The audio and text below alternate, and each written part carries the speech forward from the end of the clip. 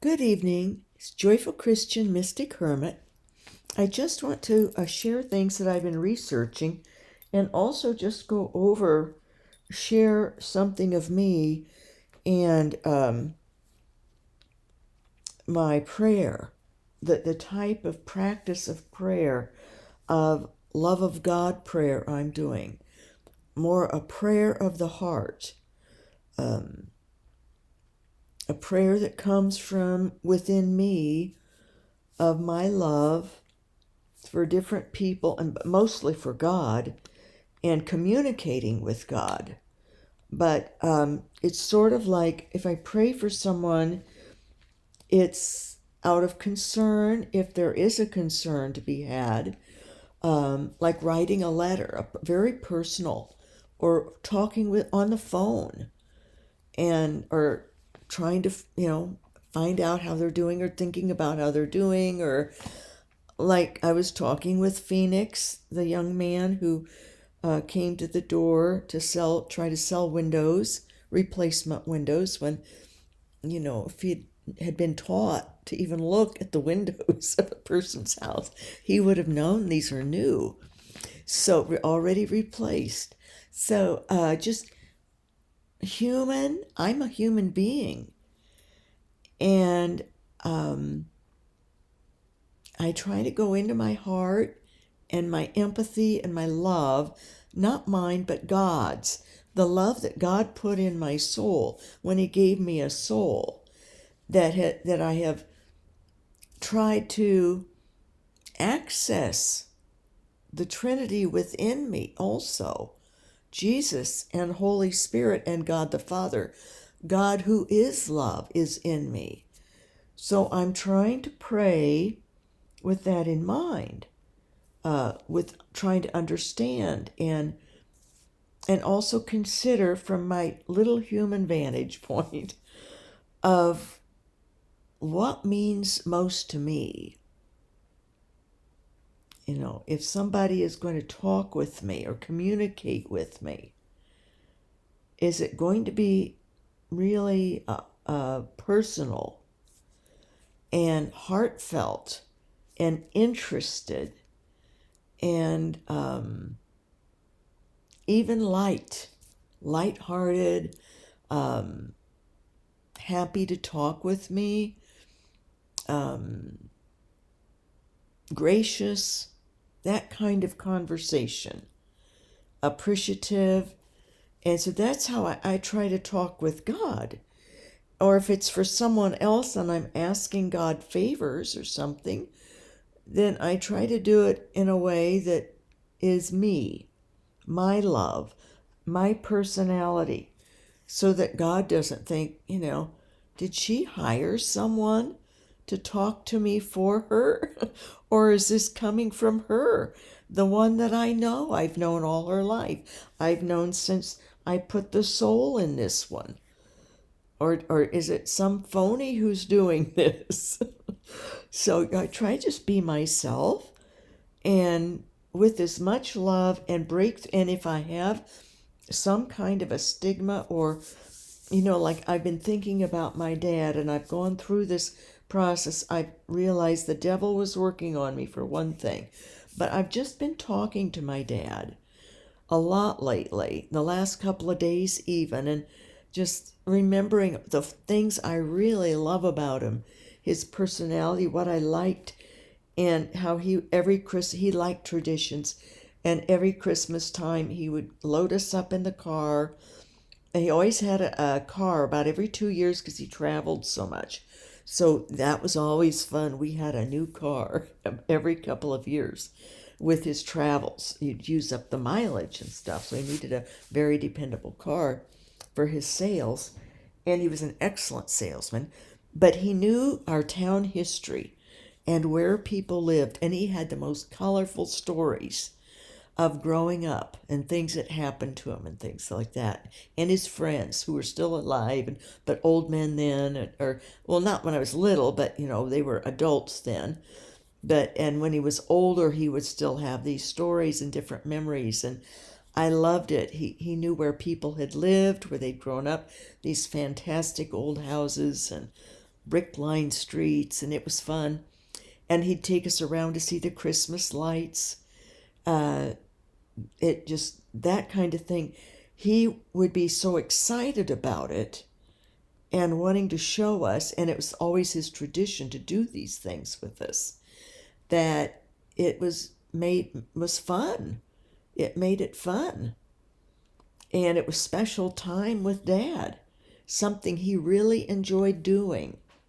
So I've been remembering the things that he did that I so enjoyed and appreciated.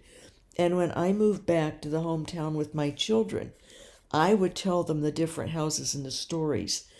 And I remember my son one time, he was maybe in second grade. He was in first grade when we moved back. But I think I was taking one of his friends home, playmate home or something, and he says, "Oh, my mom knows where everybody lived here," And he says, "It's just sort of crazy. She'll know a house and who lived there way back when my granddad was a boy." So he thought then it was a big deal and interesting to him, these stories. I think he probably, especially the one that was sort of creepy, where my dad had a boil on his rear, and he was like 8 years old.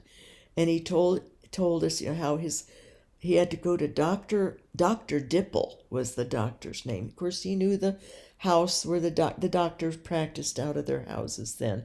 It was this very unusual, all the houses were unique, the old ones.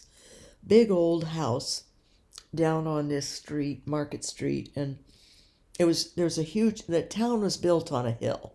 He said he had to ride his bicycle down the hill with that boil on his rear. He says it was agony having to get there. And then the doctor burst the boil. And my dad made it very graphic and how painful it was. Of course it was painful. But that story stuck with me. And I told my kids about it and showed them the house where he had to ride his bike and where he had lived, grown up. And that house had caught on fire. And they were out of that house, had to split up the family a little bit.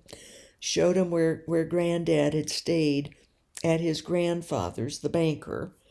And this was before the Depression, back in probably about 1924. He would have been 8 years old. He was born in 1916. And so, just stories like that. And I was talking to Dad and telling how much fun, even that story, I said it just, when we were little, it was just horrifying, thinking of the pain he was in. And gave us an idea, though, of his mother.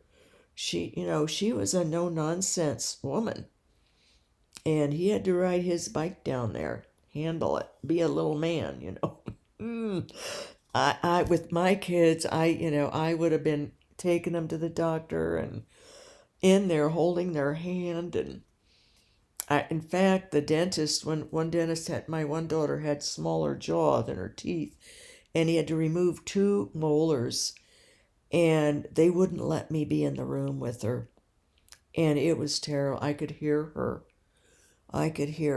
It was terrible. I wouldn't have handled it, though. They probably knew that I would get too upset with her being in pain. And they gave her numbing and everything, but still. Oh my, she was only maybe 10. So, but yeah, so graphic things like that. But that was my dad, he liked to sort of give details that would sort of shock a little bit and cause us, oh no, 3 girls in the back seat of the car. So, and his wife beside him, and oh John, don't tell them that, it'll upset them. So, which sort of egged him on all the more, not to upset us, but to, and he knew that, we weren't traumatized, but he liked the surprise element of his stories. And historical things, though, that were of great interest. But setting up the Christmas tree, he always did that.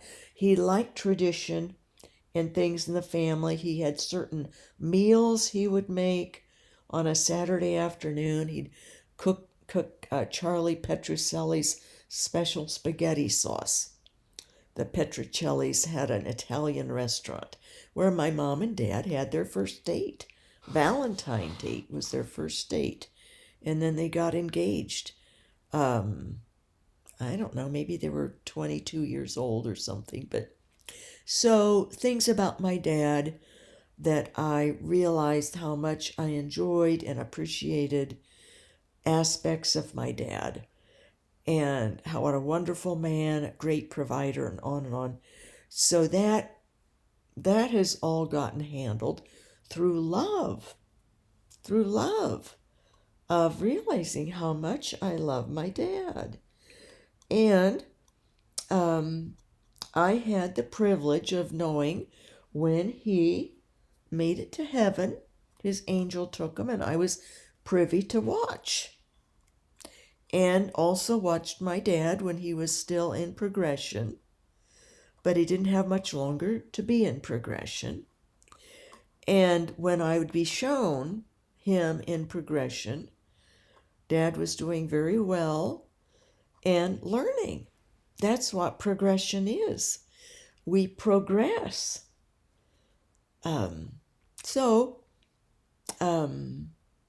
My mom, since she has passed, I'm not sure how far along she is, but I saw her in a very bright, brilliant gold. She was even dressed in a golden dress. And it was quite a ways after she had passed away. But I saw her in progression, but she was reaching out to me, helping me, worried and concerned about me from her position in progression. So it's just interesting what God shows us and what we do with that information. So I started looking up because there's different standards or different traditions that we have in the temporal world. And so with that, I looked up some things just to understand and learn. Gotta get a sip of this.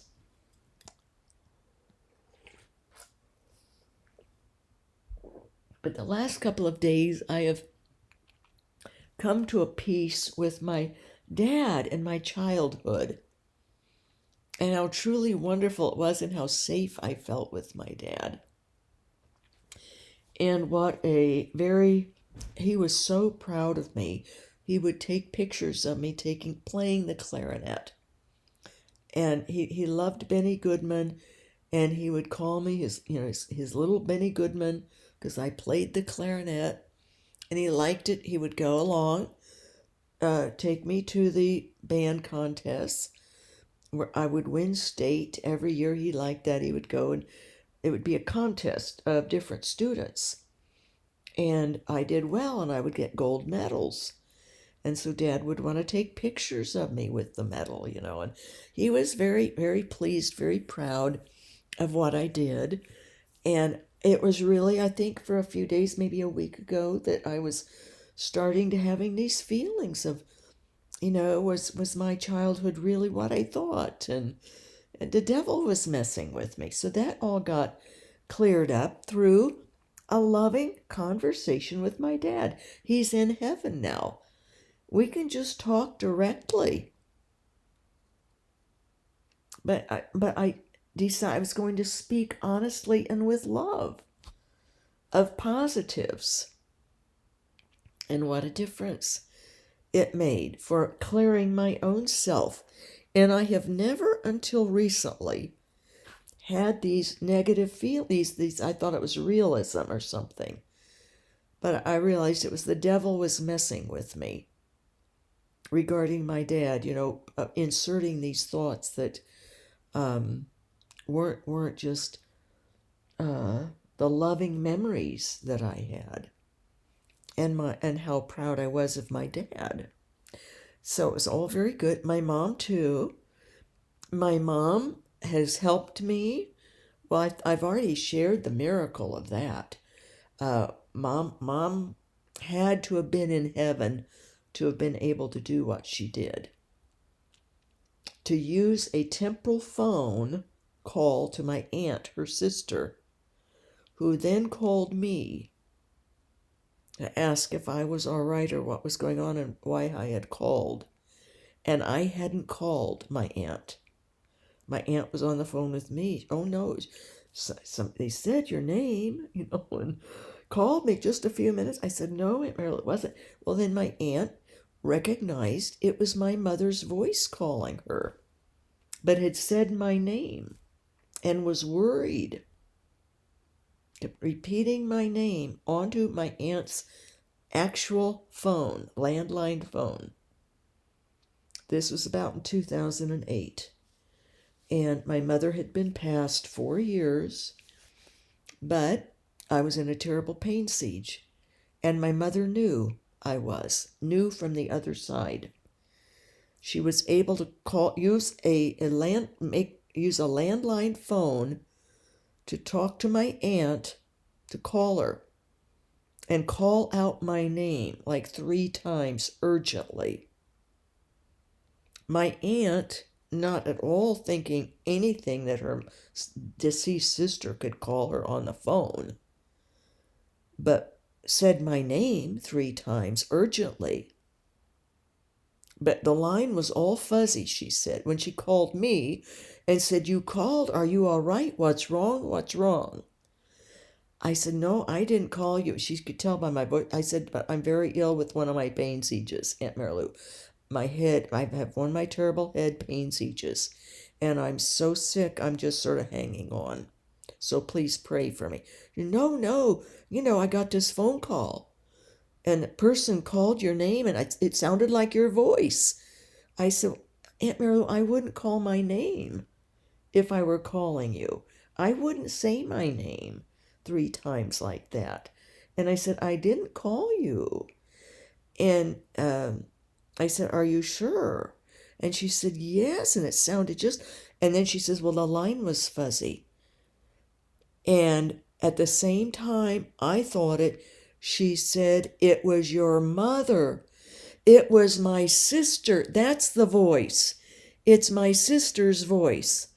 She was calling me and telling me your name.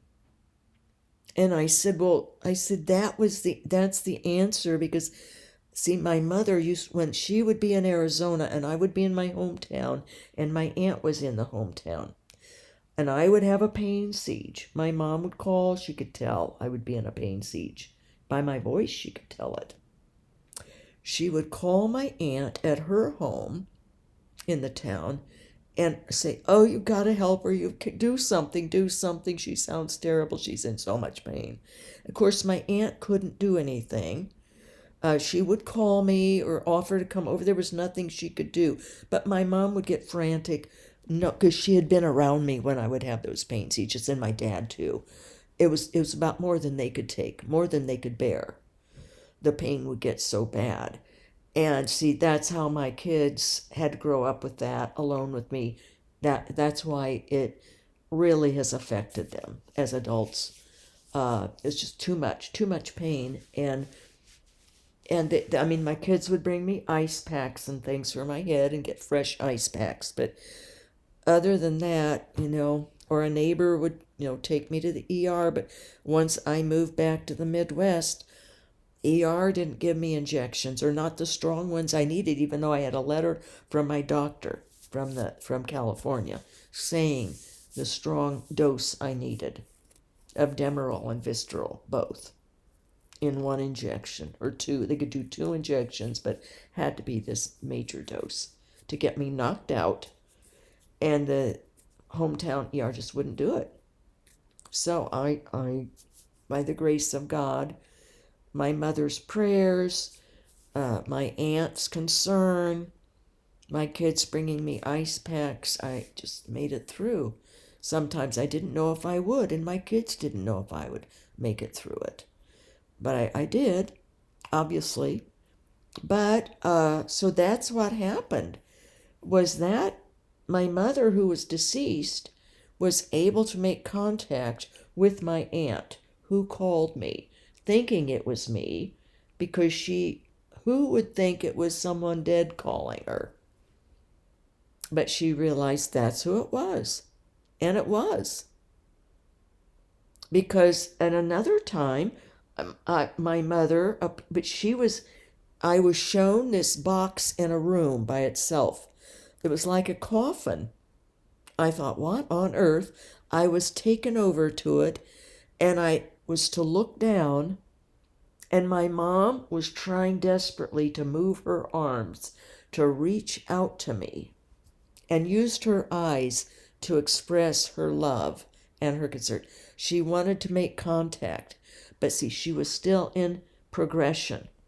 And that was a symbol I was given, that she was still in progression, because when you're still in progression, you cannot speak directly.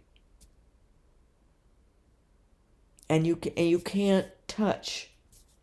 Usually there's a screen or a partition. In that case, there wasn't. But her being in this wood box was a symbol of still deceased, still not alive in heaven. But God still let her give me her love through her eyes, just intensely trying to express, I love you, I'm with you. And so she tried so hard to reach her arms out to me. She couldn't get them up to reach out.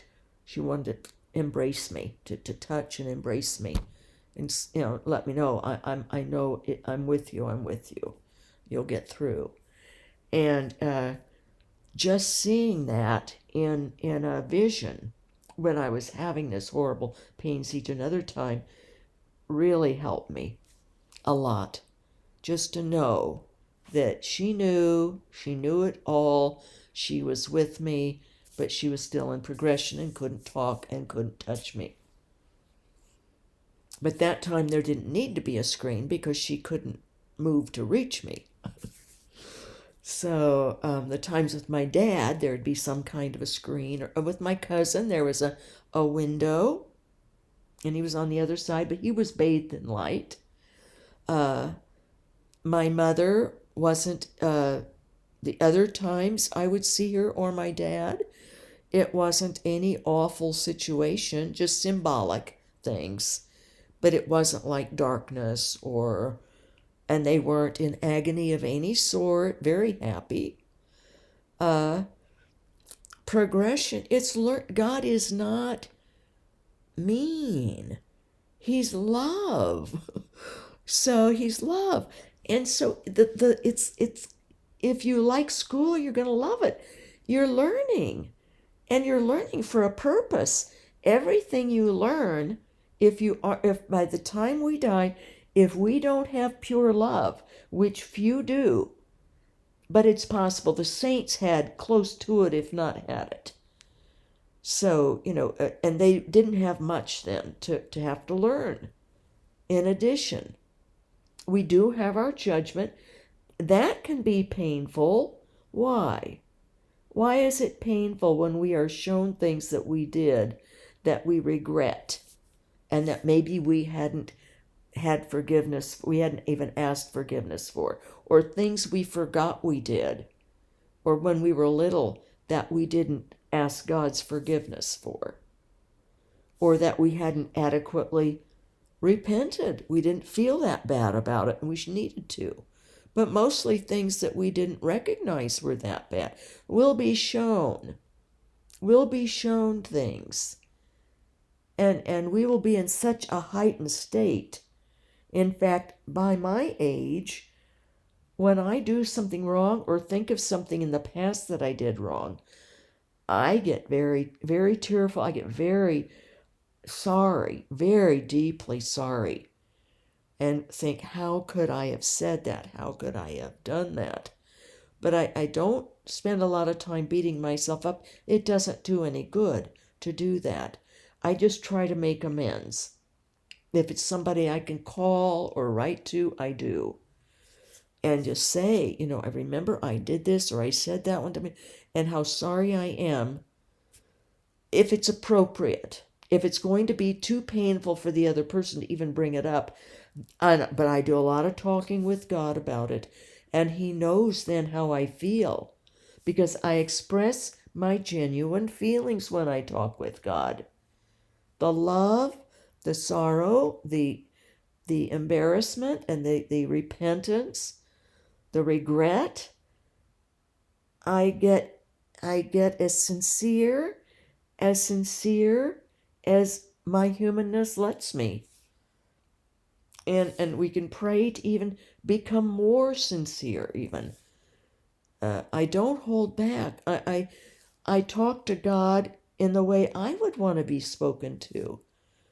Genuinely, heartfelt, and with love. And love includes the suffering, the sorrow of what I've done. Or, even like with my dad, of how I had these feelings for a week or 3 or 4 days at least, of, thinking negatively, of not satisfied or something, like it just wasn't me. But at the time it seemed like it was that I just had put him on a pedestal or something. But no, I hadn't. I was just being toyed with, and things, and not looking at all the wonderful things of my dad and all that he did for me. And then, though, I started recognizing how I disappointed him, how he tried to teach me prudence and practicality and wisdom, and to be stable and settled and shrewd. And I'm a kite without a tail, and not really good with finances. I have these zest for this or that creative idea that I try, that I think will be a success or will turn out in a prudent way, and it doesn't then, and I try something, I'm very creative, and the pain, I get bored then at times, or want to try to do something to make myself live more, and then crash. And then of course I didn't pay attention to them, wanting me to hold off, be more patient and wait, get to know the person I was waiting, get to know him a lot longer. And I didn't heed that, very impatient, and thought I knew it all.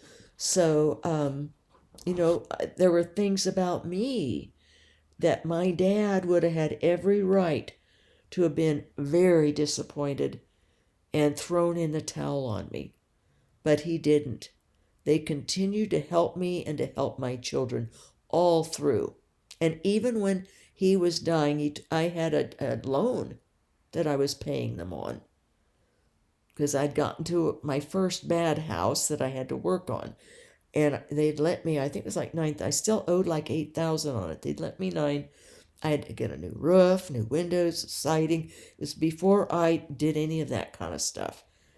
And it was a big 2.5, it was nearly 3-story high house. Well, it did have I made an attic. I could do interior things. So I'd made an attic TV room up there, and could have put in a couple more bedrooms up there. That would have been my next thing had I stayed.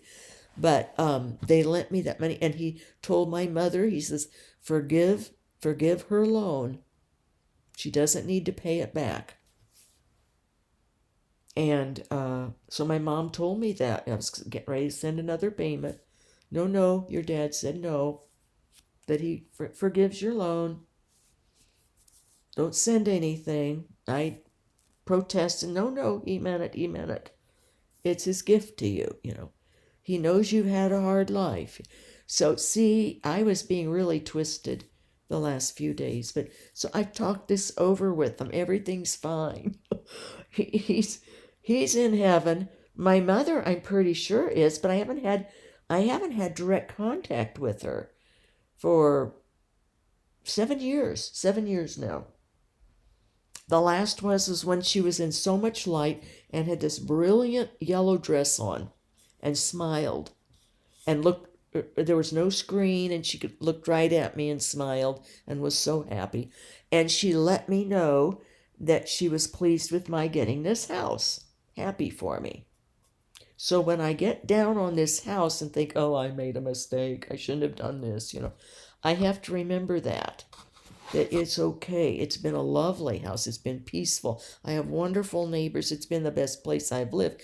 I was nail gunning today. I'm back to doing work that I have to just keep plowing, a little bit at a time, keep trying, and do it for my parents even, for, that I thought, it's not pleasing to them, even in heaven, that they're not judging me. But if I want to do something nice to show my appreciation to them, I'll get myself up and nail in a few trim boards. So I did that. And so, this is how you communicate.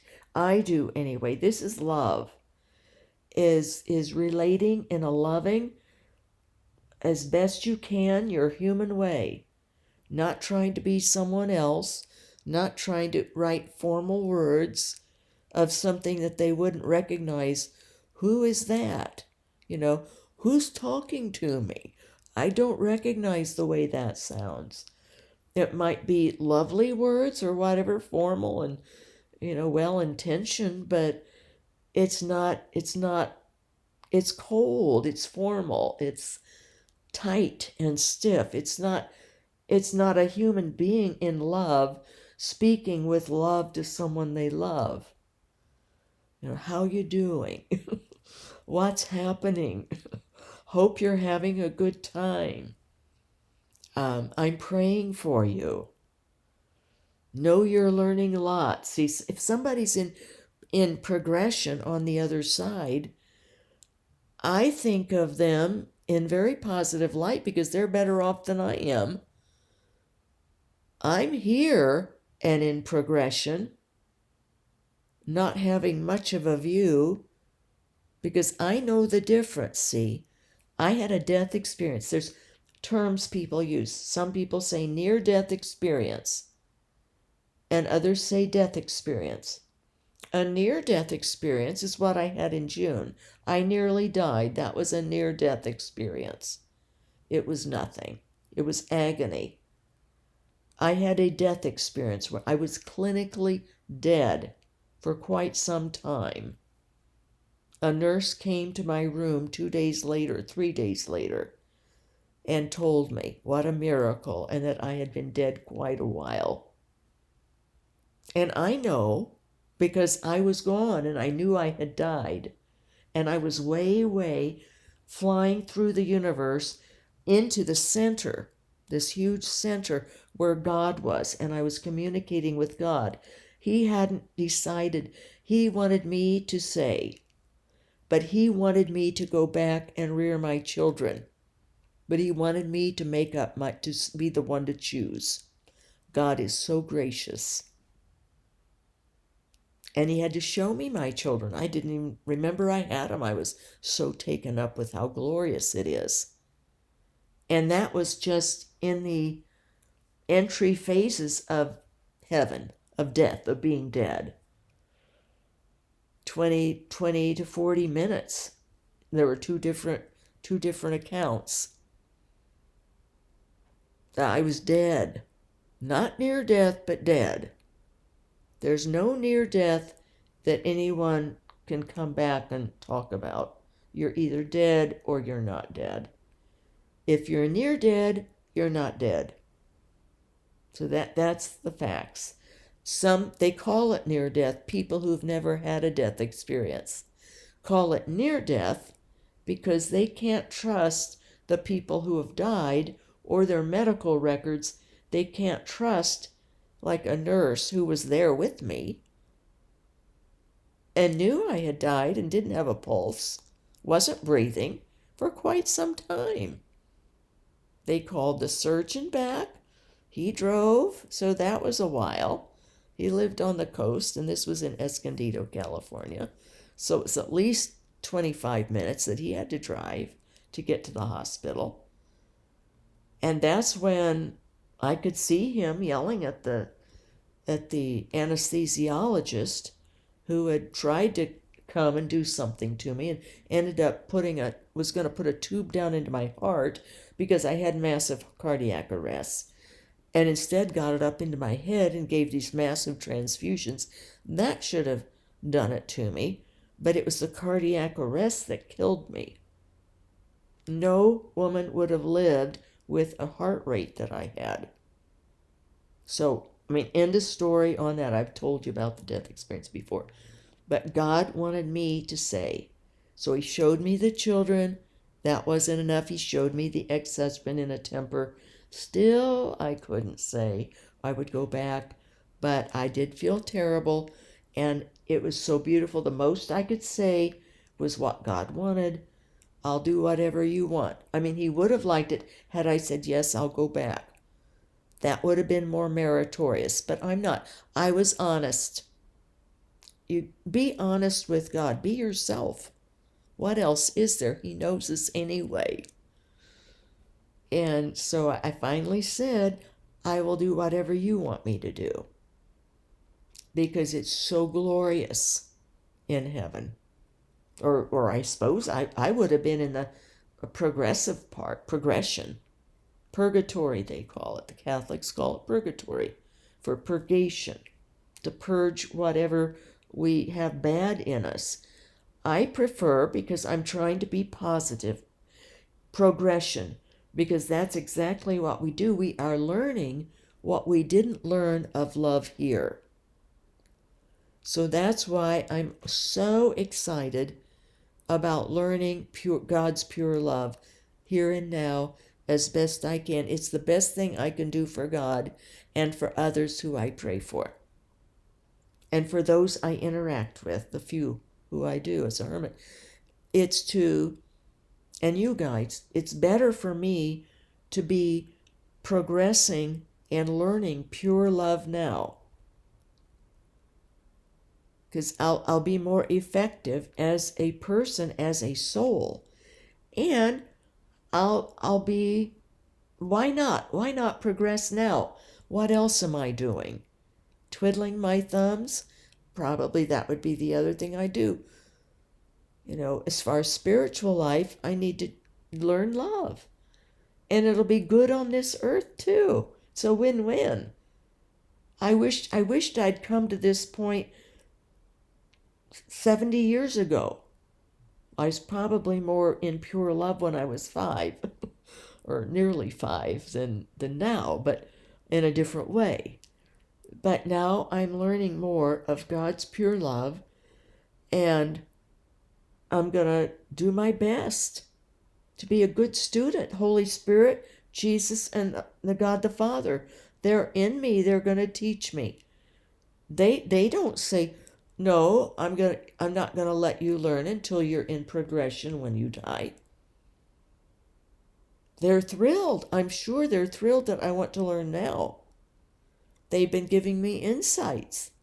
Like when I pray, I need to love what I'm praying about. Love it and empathize deeply and feel with all of my humanness to pray with love.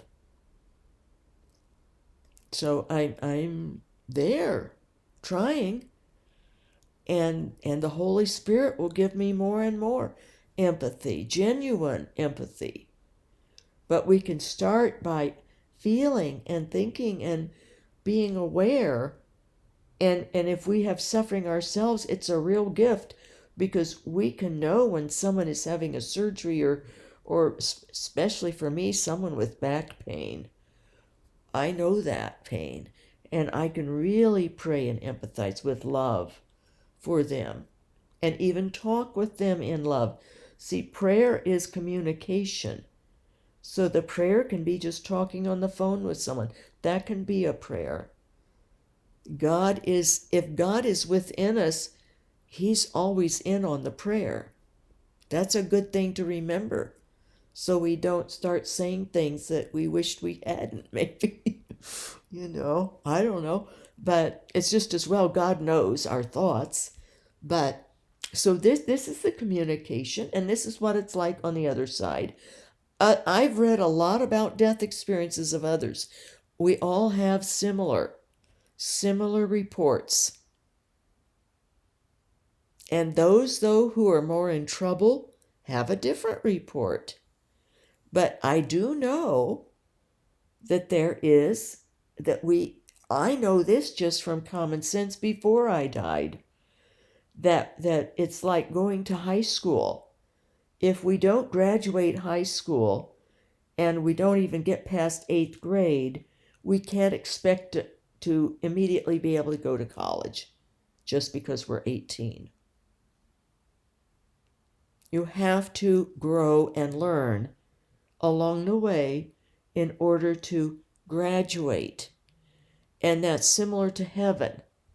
We die. Not everybody dies in the same way. My sister, who's the Bible fundamentalist, she believes die immediate. It's heaven. It's heaven. I'm going to heaven when I die. Well, she might. She's very holy. She knows the Bible. She tries to live it. She's very sincere. So I don't know. I don't know who's going or who isn't, but just most of us aren't that pure. And I don't know if she is or not. I haven't been around her. She won't talk on the phone even, but she'll text now and then. But she's got anxiety disorder and depression. And all of her suffering, God, I think he probably takes into consideration if someone has suffered a lot, that they did their best. But there still may be things we need to learn when we die.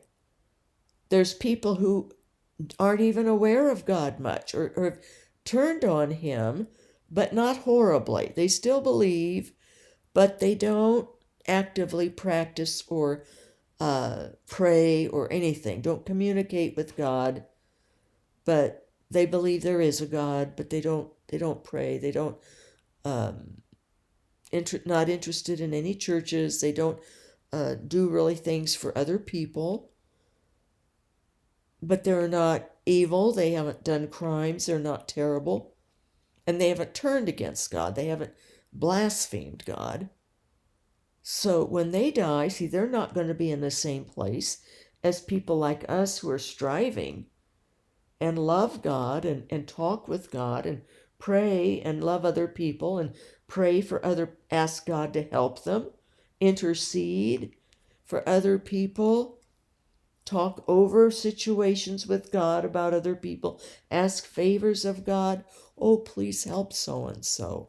They're suffering, or they're this, or they want to do well on this test or in their job, or we always are asking things on behalf out of love for others, because God is all-knowing, all-powerful, and ever-present. And so, and we looked, he's our Father.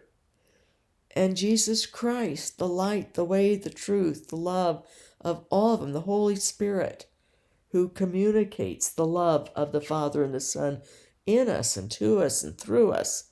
So it's, we naturally, we're going to be in a different place when we die, a different phase or different level, a different position.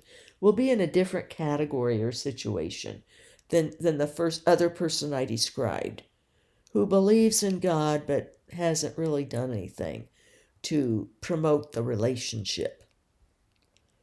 They have some learning, time to get to know God, and lessons to learn about love.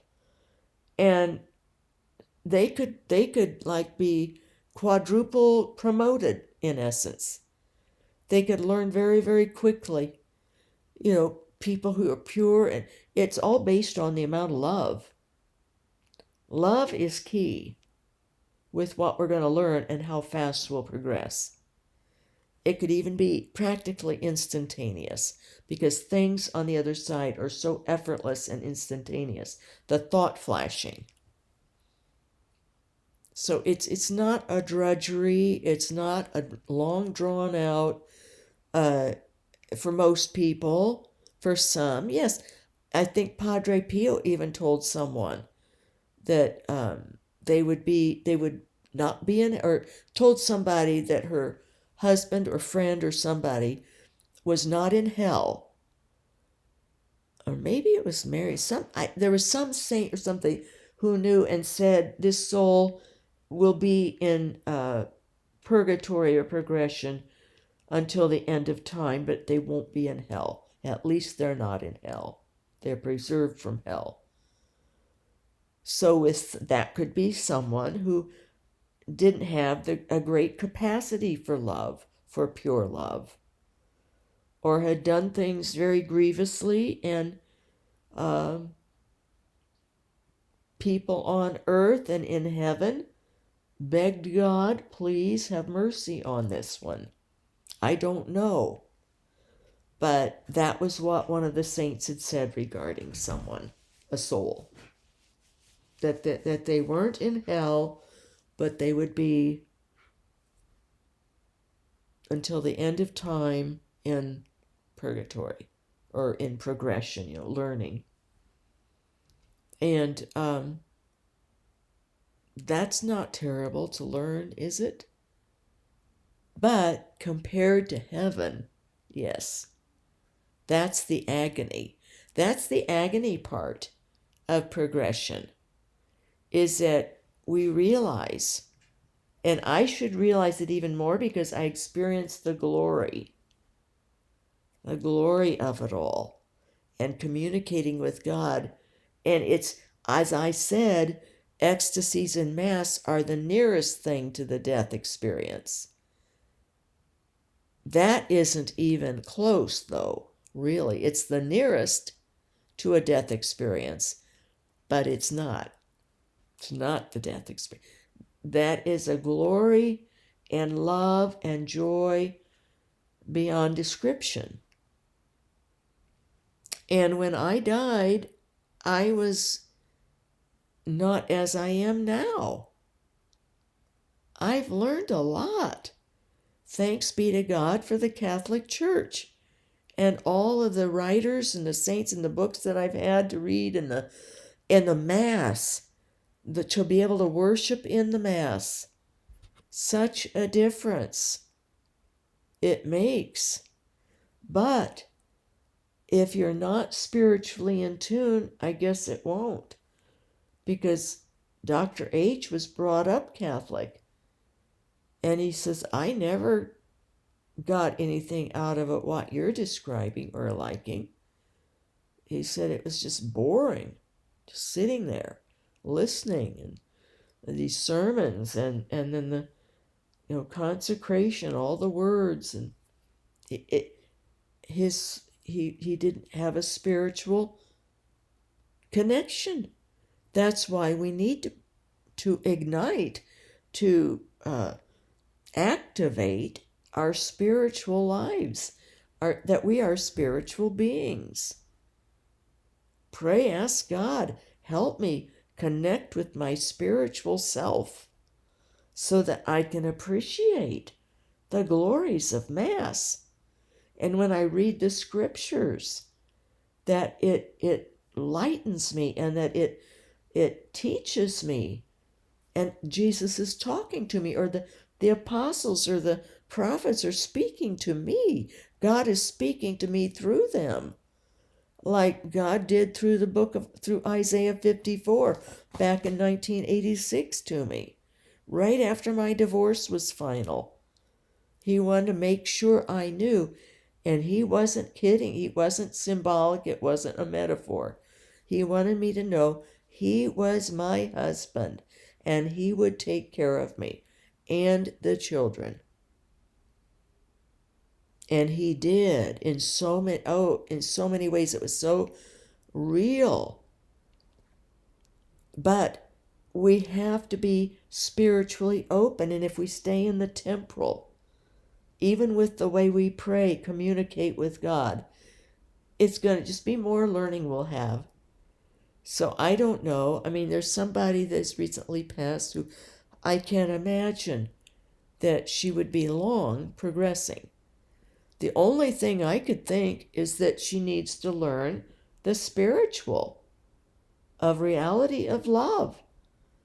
That everything was the temporal Catholic world, maybe. Maybe she was too much in that. I don't know. That's the only thing that came to mind when I was talking about it over with God today, and I don't know if he was answering. Could be the devil put that thought in there. I don't know. But it would make sense, because I've noticed, I've known living Catholics who will say, we wish that we could experience Mass like you do, not just the ecstasy.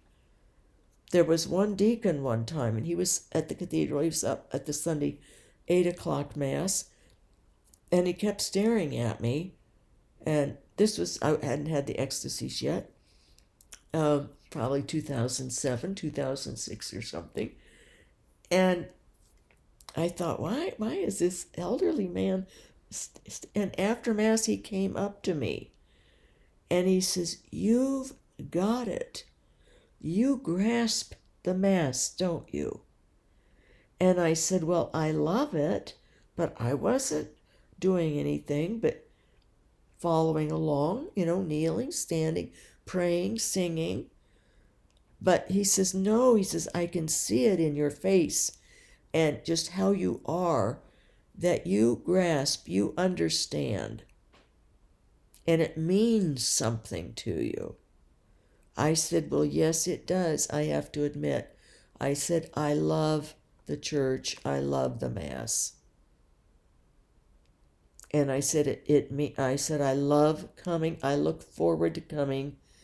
It's the best part of my day, is getting up and coming to Mass."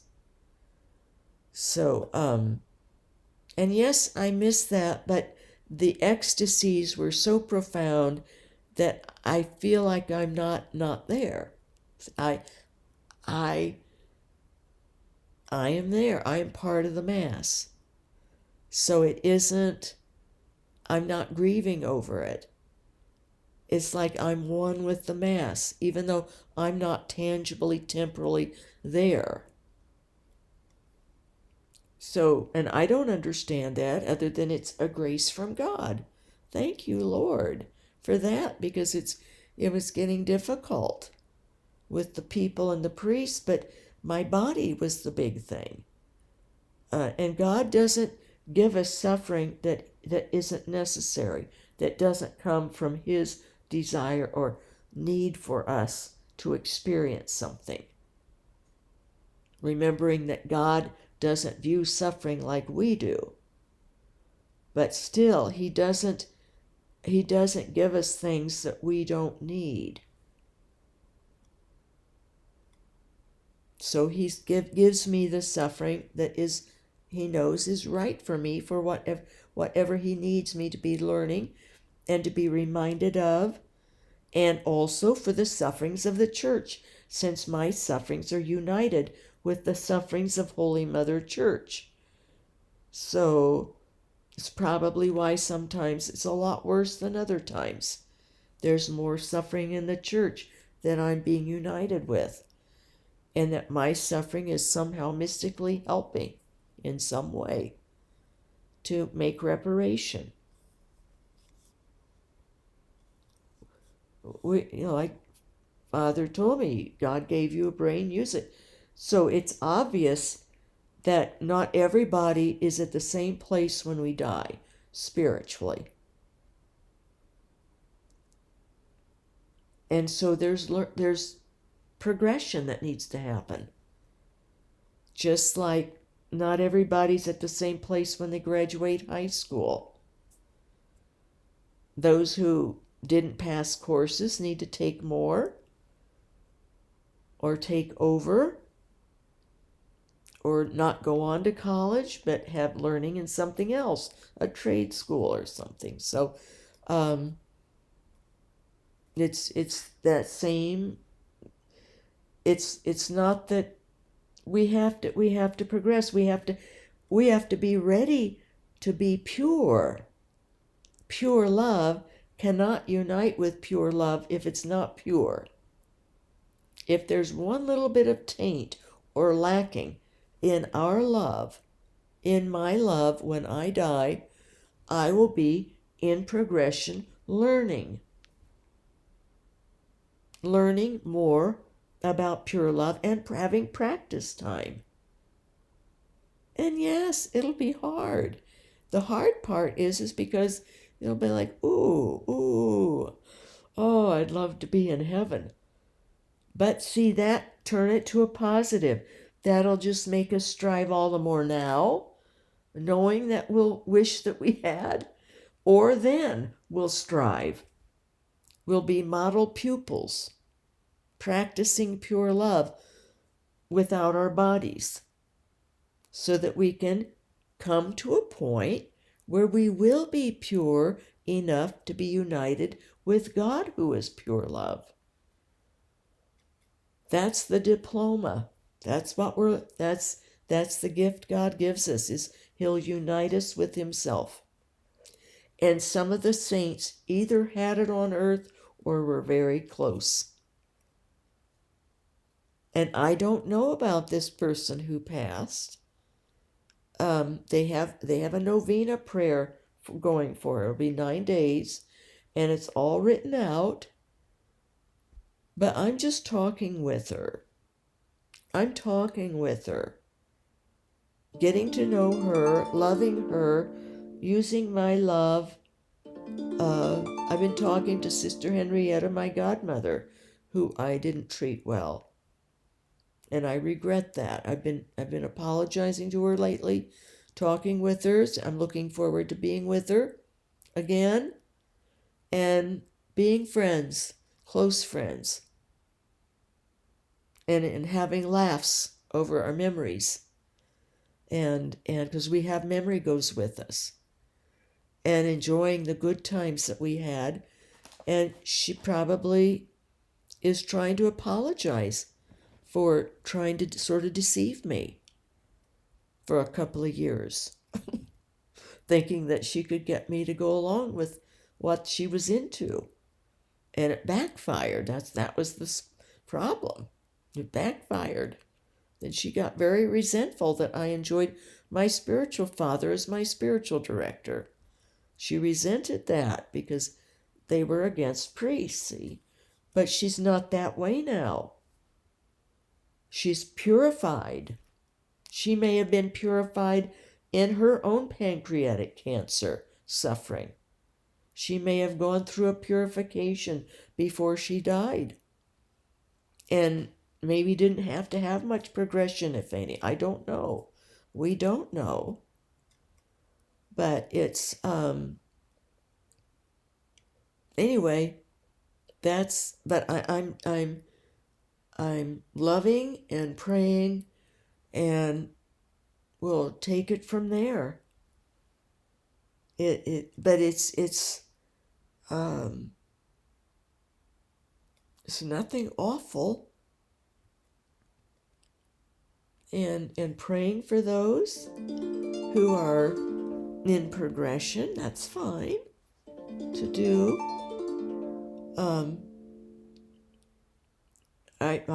I'm learning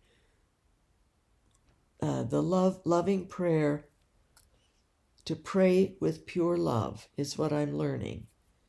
So I'm just not. I've never really been one to go to pray without my heart. And I remember one time, some of my Protestant friends had come to help me get moved into this old house that I'd gotten into. That long story, but anyway, it worked out okay. But it was a deception that I had with the house that I got. But the Protestants were there helping me move stuff in, my Protestant friends. And this man who helped with the soup kitchen was there.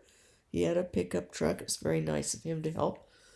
But one of the friends had gotten pizza, one of my group of Protestant friends. They were all mixed together, which was nice. I thought it was nice, ecumenical, and they were so kind to help me get stuff moved in. And and the Protestant friends had been helping with the soup kitchen. They were very, very pleased with what was going on. But came time for a prayer before the meal. So I offered a prayer. And it was the way I've always prayed, from the heart with love. Part of it was little bits and pieces of the Lord's Prayer. And then the other was my heartfelt talk with God and gratitude and thanking God and thanking the friends, all of the friends. But my Catholic friend, he was like, oh, that's a Protestant prayer. You don't pray like that. He was used to a written kind of a verbal, quote unquote, Catholic prayer. And I took him aside. I said, it's okay. Relax. This is prayer is communicating lovingly with God, and praise, in this case, thanking God for this pizza. And I'm thanking God for all you guys, men and gals, helping move my stuff in. I said, it doesn't have to be, it's not a Catholic or a Protestant thing. But so I think he sort of, I don't know if he got it or not, but then see, my Protestant friends got a little bit like, ooh, that's not good. And it wasn't particularly, but I got it smoothed over. But I wasn't expecting that. So, but, see, Protestants, I realize, are more used to praying, communicating with God from the heart with love, just talking to Him. And I think the Catholics are more used to a prayer like I read on this little slip of paper. The little, it was a poem about Mary. Of course, the Lord's Prayer, Catholics and Protestants pray that. Beautiful prayer. A little bit different. The Protestants add another line to it. They want to be it, so it's not just Catholic then, So isn't it silly how we people are? We're so silly. But God laughs and puts up with us. But I pray for people for anyone in heartfelt, but by talking with them, my mom and dad. In fact, I'm going to ask again if my mom, I would really love to have contact, if she wouldn't mind, if it's okay with God. I would like to just make sure she's, maybe she'll tell me what she's teaching. She was shown before she passed that she was going to be a teacher, but it was going to be of a different type of teaching, different type of pupils than she'd ever had, and a different topic, not English. So, but God was going to utilize her gift of teaching. That's one thing I know, but you don't have to believe it. And I'm going to, in another video, I'm going to explain what the Catholic beliefs, Catholic dogma is, and what the Catholic Church encourages. They encourage people to pray for souls in what they call purgatory. It's the same thing as what I call progression, where they're learning and growing, becoming more and more pure love. And, but they encourage that. But you don't have to. There's nothing that says you have to. The only thing, if you're a Catholic, you've agreed to believe that there is such a sphere or a realm or a passageway that we progress through if we aren't already purified here when we die. And really, how many are? And how would we even know? Even those saints like Padre Pio, who had many, many gifts, he still might have had some impurities that needed to be uh, removed and replaced, or he might have had aspects of his love, of his tremendous love of Jesus and God and Holy Spirit, and he loved Mary, and of souls. Maybe there was some aspect that he needed to have more, learn more love in. Just some slight aspect of greater love for something. I think of people who get so angry and hate political person. In our country, there are people who hate the president. Literally hate him. They arrested somebody again for, that was for ICE. They were going to shoot the ICE officers have the faces in the barrel of a gun and stuff. And he had a lot of hatred. But there are others who have hated this president that we have now, really hate him. I don't. Why hate? Why hate people? I don't even really know him. The things that I have read, I went and did a research, I think back in 2015 when he was running for office that first time, of his life before, and found some of his flaws, but also he keeps very hidden. But some people who he had helped in life were speaking up. He has helped generously so many people. He had an employee who got cancer, beautiful young woman, and she had a child. And he reassured her, or it was a friend, maybe it was an employee. I thought it was an employee. Somehow he knew her in New York, and he totally took care of all of her medical bills, and arranged to have help, paid for help for her, and set up an account, put the money in for her daughter to have her life taken care of and her college paid in advance, because the woman had terminal cancer. Did that for her. He heard about somebody in Georgia, a woman whose husband had died, and there was some kind of an inheritance thing with the bank, or a tax or something, or some deal with the bank. The bank was repossessing the farm. It had been in the family for generations, couple or 3 generations or something, way back early, Civil War time or before. He bought that farm and gave it to the widow. That was back when he was just a New York businessman, and but then he did do some bad things, cheated on his wife and apologized publicly for it, which I have to say a lot of men I've known haven't been willing to even admit to some of their affairs. So and women too will cheat. But I'm just saying, why hate him? Why do people go that route? It impedes pure love, for one thing. I didn't hate who was Biden or Hillary Clinton.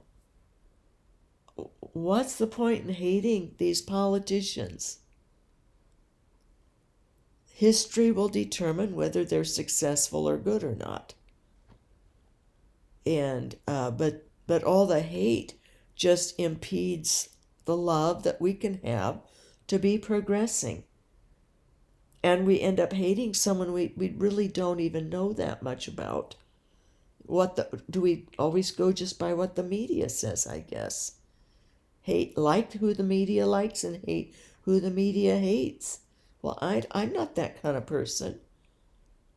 I belong to God. And if God wants me to hate someone, I expect God to tell me. And so far, he's never told me to hate anyone. Instead, he says love. Love one another. Love your enemy. So see, that's an example right there that, I guess if this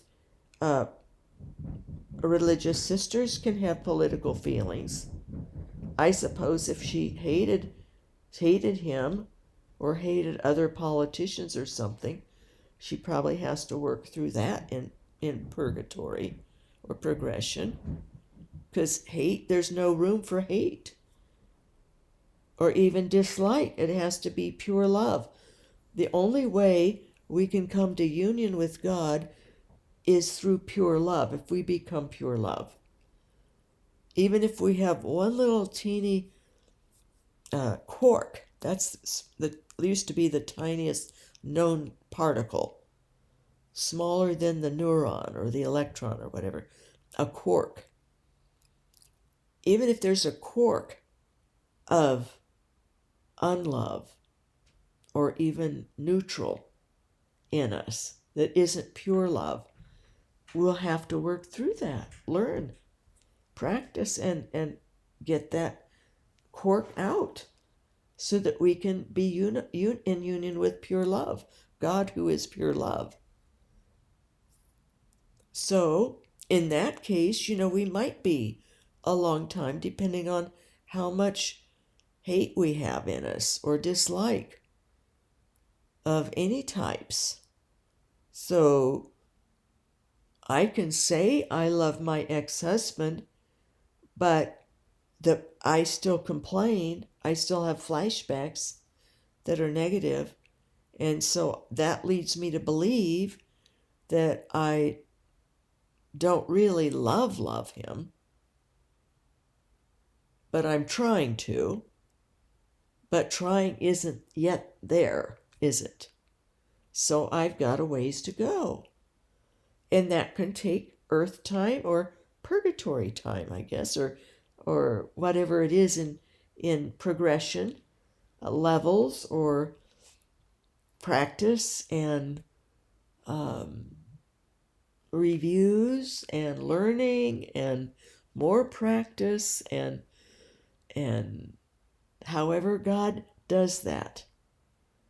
We could ask him that. Ask him that. Now I'm going to ask him. I'm going to talk that over with him if you could tell me how that works. Because I do know from the time that my mother passed and I saw her in light and with that bright yellow dress, and she was so smiling and beaming, and at peace. She had a peace about her that like she wasn't frantic at all or trying to reach me or express. She just had this beautiful face and smile and peace and this light. So, and my dad, he was about 6 months from his death that he was being taken to heaven, entering heaven. His angel was taking him, and he was just illuminated with light also and beaming. He was beaming. And so, but my mother was like 15 years. Was it 15? Yes, 15 years. So she had more, evidently. If it's equated that way, I don't know if Earth time has any kind of correlation with whatever it was on the other side, because God is in timelessness. But so that's my only reference point is Earth time, from them dying and then when they were in a glorified form. And actually, just one time did my dad come after he was in heaven and talked with me in person. But he's given me tips, his aphorisms. He'll say things to me, including when we were just about at my mom's little casita doorway, said something to me. And to get everything done there, he said the whole ball of wax. Handle it all. He was telling me this. handle it all, the whole ball of wax. My sister was with me. We opened the door, it knocked and opened to go in. Mom was in there. And because she'd finally decided she would let us move her back to the hometown, to the nursing home there, where I could better take care, go and be there with her and handle things. And she was going to have her ashes there anyway. And she was at a point there that she was going to have to be in health care, and we all couldn't be there to visit her and things. So, and her friends were burning out when it got to that level, and my cousin who lived there was getting burned out by having to help her all the time, because it's really the immediate family. It's our responsibility. But she had to give in and come to where I was, because I still had a son in college in that area and a house that I had to keep up. So, and it made more sense too. In fact, save money on the one. Well, I guess she had some. She didn't have to pay much. She had some nursing home insurance. She was very wise. Got that way ahead of time. So I'm not qualified for it. I never was qualified for insurances. My back was too totaled. No insurance company wants me, and didn't, even early on, because the surgery in '87 was so severe and totaled me, the double surgery. So anyway, but my mom started to balk. We got in there, and she started to balk. And I said, Mom, Dad wants this. He wants this. And she says, oh, how do you know? How do you know? I said, he said something to me right as we were walking in. And I didn't even want to get into that in front of my sister, because my sisters don't know what a weirdo I am. And they wouldn't want to. They wouldn't go for it anyway. But my mom said, prove it. What did he say? Tell me what he said, and then I'll be the judge if it was your dad. So I told her, that's him. Okay, I'm fine. It's the right thing to do. He knows. And that was it. So, but he's helped me. I was staying with my daughter for a while after I moved here, before I found this place, and things weren't going so well. And my dad told me, too much water over the dam. So I knew I needed to leave, staying with them, and went to stayed with a good friend elsewhere for another about 5 weeks while I kept looking for a house to get into. And then this thing came on the market. I had driven by it right before I'd left this area, but it was so high priced. I hadn't gone in, but I could see the pictures, and I knew it had this big view in the back. That appealed. But as soon as they dropped that price, I told my realtor to go check it out in person, and I made an offer then. And I made an offer just to get it, because he said, I got him down a little bit more, but not much, because they had lowered the price so much already. And probably could have lowered it more eventually, but I didn't want to risk it, because houses were just going and going, and the prices were going up so much every week anyway. So, and I'm glad I did. I really am. But my mom had a piece about it. See, so we get indications, and even like I said, when they are in progression, they can reach through to us. They just can't speak directly, but they can use their eyes, their smiles, their expressions. They're behind a screen. So we can still get messages that way through other means. Gestures or the images around them. God provides, in other words. It's not them, it's always God. Even the ones in heaven, God is the pure love. We're united in His pure love. So we don't become ourselves God. So, okay, I've talked enough about this, but I do want to do a separate video explaining what the church, where this all came up, the history of purgatory, and even the notion of progression after we die. So goes way back. But the actual purgatory in the Catholic Church and some of the I guess you call it rules or traditions involving it are not all that old. So they've come along later. And they're done as encouragements. Usually it says you're encouraged to. But the only thing that we are supposed to believe is that there is this other phase of progression that they call purgatory.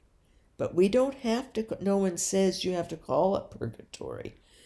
I wish they would change it to progression.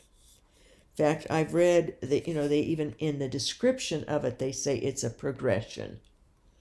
So, because purgatory has become very misconstrued as like fires and, well, it's, if you want to look at it negative, yes, it's burning the negative out of us, burning the hate or the dislike, or simply impure love, burning that out of us.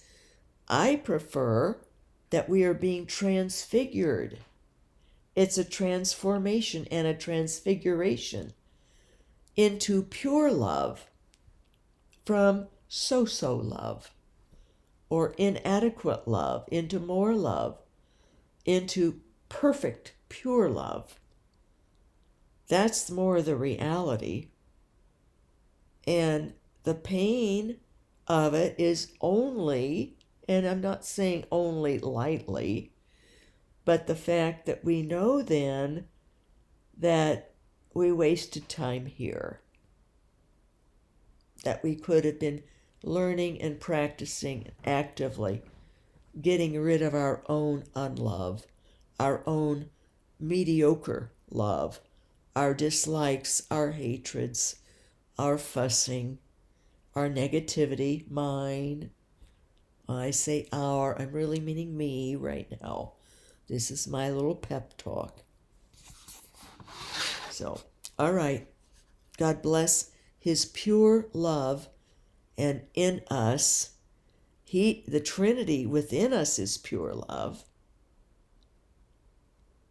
But in essence, we block a lot of it. I'm just saying I want to unblock it. I want to open up all the floodgates and just be awash with God's pure love and practice it. And even if I have to do little educational exercises with myself to teach myself better ways of practicing pure love, or to remind myself, I might need cue cards or a little study card, little index cards, or little signs around, or scriptures dealing with God's love, or to love one another. I might do something like that, but I'm actively in this progression now. Why wait? We can be patient in some things, like patient when we make mistakes, when I slip up, like I've done today already, with negative, with unlove, and with criticism, negative criticism. Patiently try again. I heard this little boy who's got cancer, and he said he was thinking about this. We shouldn't get upset if we mess up. Just go take a nap and wait. When you wake up, you can just try again. He's 9. And, it was so simple to him. Just take a nap. and you can try again then, and you'll do better. But it's wisdom, isn't it? Take a break from what you're doing, get some sleep, get something to eat, go for a walk, do something good for your dogs, give them a treat that they're excited about or something, take them out when they wanted to go out, take them for a walk, and then try again. I'm going to sort of plug in to try to do something loving for another. Work on a card to send to someone, an encouragement card or a love card. I want to text or write this longtime friend and tell her how grateful I am that she would invite me over to her house when we were little, in like 5th grade on. And I realized she didn't come to my house, but see, at her house, we could do all kinds of stuff. And her mom had all these fabric notions and scraps and felt and stuff, and we had these little, we called them wtih dolls. They were those little troll dolls back, this would have been in the early 60s, late 50s, that had the long fuzzy hair. They were little plastic or rubbery little dolls that were trolls. And we made little outfits for them, even made our band uniforms, replicated to the detail. We had all this set. We had so much fun doing arts and crafts at her house. Well, my mom was, in fact, she threw them away when I had them up in the attic with the rest of my stuff that when I married I was going to take, and she tossed them and sent everything but the wtihs, because to her it was foolishness. See, it was frivolous, but I think she had a little bit of an envy going, that because she wasn't like that. But I did things with my mother that were things that she enjoyed, and we would read and discuss books, and I would discuss things with her, ideas and stuff. And